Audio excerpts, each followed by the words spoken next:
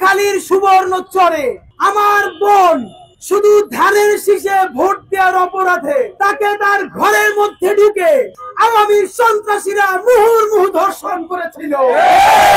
তখন বাংলাদেশের কোন সুশীল, কোন নারীবাদী, কোন এনজিওবাদী আমার সুবর্ণচরের সেই দুঃখিনী বোনের পাশে দাঁড়ায় না। গত 15 বছরে হাজার হাজার ধর্ষণ যেই খুনি লীগ করেছে, ছাত্রলীগ করেছে, তার একটার বিরুদ্ধেও তারা কোনোদিন প্রতিবাদ করে নাই। ধর্ষণ সারা দুনিয়ায় সব জায়গায় আছে এবং তার বিচারও করতে হয়। বাংলাদেশে ধর্ষণ আজকে হয় নাই। জাহাঙ্গীরনগর বিশ্ববিদ্যালয়ের ছাত্রলীগের মানিক ধর্ষণের সেঞ্চুরি করে উৎসব করেছিল। তখন এই নারীবাদী সুশীল বদমাইশেরা একটা কথা বলে নাই। ভাইরা আমার, মনে পড়ে যায় 2018 সালে নোয়াখালীর সুবর্ণচরে আমার বোন শুধু ধানের শীষে ভোট দেওয়ার অপরাধে তাকে তার ঘরের মধ্যে ঢুকে আওয়ামী সন্ত্রাসীরা মুহুর্মুহু ধর্ষণ করেছিল।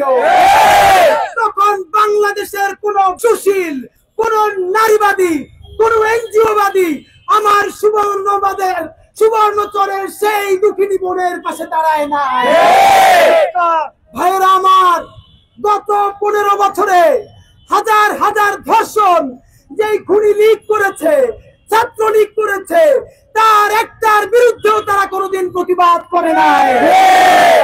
যদিও তারা কোনো সময় ভিন্ন ভিন্ন নামে প্রতিবাদ খেলা কর্মসূচি করেছে, নাম দিয়েছে গণভবন ঘেরাও, বাংলা মোটরের উপরে কোনোদিন যায় নাই। আপনাদেরকে মনে করিয়ে দিতে চাই, তারা সেদিনকে যমুনায় যাওয়ার জন্য যেই সহিংসতা করলো, পুলিশকে আহত করলো, স্পষ্ট দেখা যাচ্ছে নারী কাট খেলে পুলিশকে ধাক্কা দিয়ে বলছে এই টাচ করবি না, টাচ করবি না। একটা ভিডিও ভাইরাল হয়েছে। ভাইরা আমার, গত 15 বছরে ওরা এরকম ভিকটিম কাট খেলেছে। আপনাদের কাছে জানতে চাই, সিপিবি থেকে শুরু করে এই যে জ্ঞান গত 15 বছরে আওয়ামী লীগের বিরুদ্ধে সুশীল বিরোধিতা করেছে, তারা যদি সত্যিকারের বিরোধিতা করত, তারা কেউ কেন আয়না ঘরে যায় নাই, কেউ কেন গুম হয় নাই, কেউ কেন খুন হয় নাই।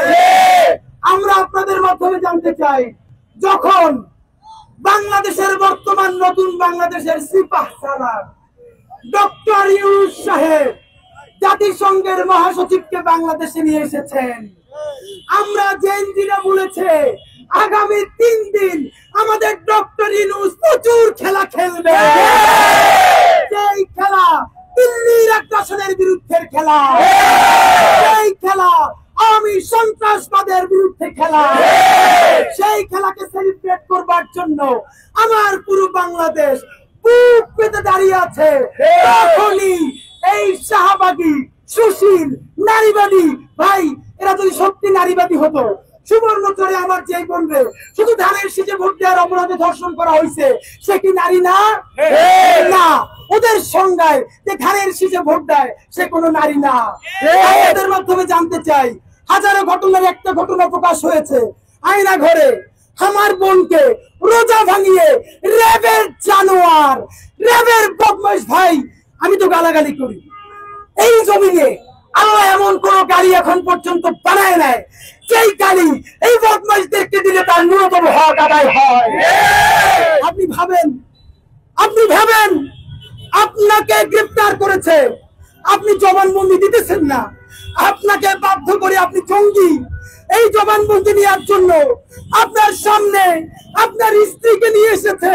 ভাইরা আমার, আমরা তো জীবনের বিনিময়ে আমি আমার মায়ের সম্ভ্রম রক্ষা করতে চাই, আমি আমার বোনের সম্ভ্রম রক্ষা করতে চাই।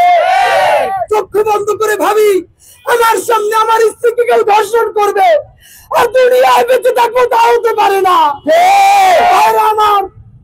আমার রোজাদার বোনকে এই র্যাবের আলেপ মুহুর্মুহু ধর্ষণ করে তারপরে জবানবন্দি নিয়েছে। এই বদমাইশ শাহবাগী এনজিওবাদী নারীবাদী গুলা এই আলেপুদ্দিনের বিরুদ্ধে দাঁড়ায় না। এর কারণ আমার বোনটা রোজাদার ছিল। ও যদি রোজাদার না হতো, যদি পর্দাওয়ালী একজন নারী না হতো, তাহলে তাদের সংজ্ঞায় সে নারী হইতে পারতো। ভাইরা আমার, আমি বলি যে নিকাবি সেও নারী, যে স্লিভলেস পরে সেও নারী, যে ঘোমটা পরে চলে সেও নারী, যে টি শার্ট পরে সেও নারী। কোন পুরুষকে ইসলাম এবং বাংলাদেশ রাষ্ট্র অধিকার দেয় নাই কোন মেয়ে কোন পোশাক পরে হেঁটে যাবে, আর আমি সেটা তাকে শুধরে দেওয়ার অধিকার আমার কেউ দেয় নাই। যদি তোমার শুধরাতে মনে চায়, তুমি তোমার ঘরের বোনের শুধরাও, তুমি এমন কাপড় পরো না। তোমাকে কে অন্যের বোনকে শাসন করার অধিকার দিয়েছে?